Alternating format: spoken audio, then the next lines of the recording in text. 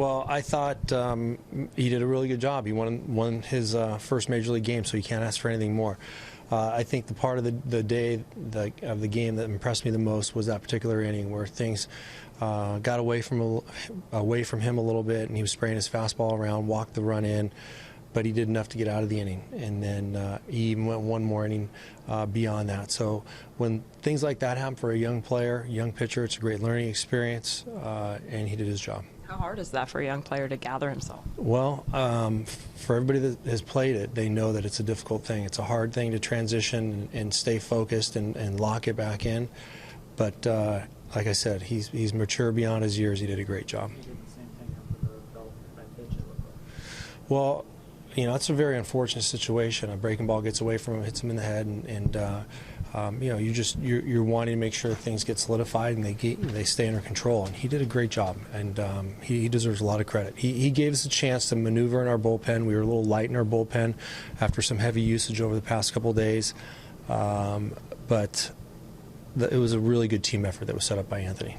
Goldie's just crushing the ball again. Mm-hmm. You know, 3 hits, 2 RBIs, the right guy in the right spot. So every hitter, every player looks for runs like that. He's locked in, doing his job, and you know, without him, we don't win this game. You go into this park against Bumgarner. You kind of expect games like this a little bit. It's been very close, all the decisions against Madison. Well, we know his track record. It's proven. We know that there was an injury that he walked through earlier this year, but when he steps on the mound, we are assuming that we're going to get his absolute very best, and it's always a credit to him and his focus and what he does to help his team win games. And we wanted to grind out some moments. We did. We took care of some moments. I think we had a chance to score a couple more runs, but we didn't. And you know, the bottom line at the end of the day is we won the ball game. A couple questions about the pen. Fernando now 3 saves in a row. Mm-hmm. What do you like about the way that he is performing right now? Well, he's on the attack. He has been. Those couple of saves that have got away from him weren't perfect, and those moments happen. But by and large, he's been very consistent with standing on the fastball, setting up his secondary pitches, and he just loves that last inning and thrives in that role. And I said you were going to watch David, and before you kind of decide exactly how to use him. Mm-hmm. What have you seen from him? Somebody that can walk the fastball around the zone is equally as impressive against left and right-handed batters. So David's inning was extremely crucial. It kind of set it up perfectly for Fernando, and you know, so far so good with him. It's been 2 very, very good outings, and he's handed the ball off to the next guy in the bullpen. Torey, for Anthony to come back after that 4th and strike out the side of the hit, what did that show you guys as a coaching staff? Mm-hmm.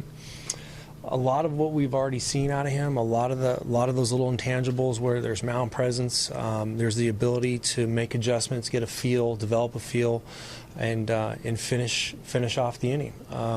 You know, I talk to these guys about walking into the dugout, whether you're ahead or behind, and they've done that pretty much all year long. And Anthony was a great example of that. So it's hard as a young player. He's very, very raw in certain areas, but in other areas such as that, he's, like I said, he's mature beyond his years. After his start against Washington, he talked about the ability to adjust. If you don't adjust, you're not going to survive. Mm-hmm. Mm-hmm. Did he adjust during this game? And talk about his learning curve over the first 2 starts. Well, I know for a fact that he's making adjustments. He's constantly making adjustments. I hear some of the conversations between he and Chris Hynett, and really those are things that you learn on the job, and you develop a trust and a relationship with your catcher. So those adjustments are offered to him, and then he deserves the credit for applying them.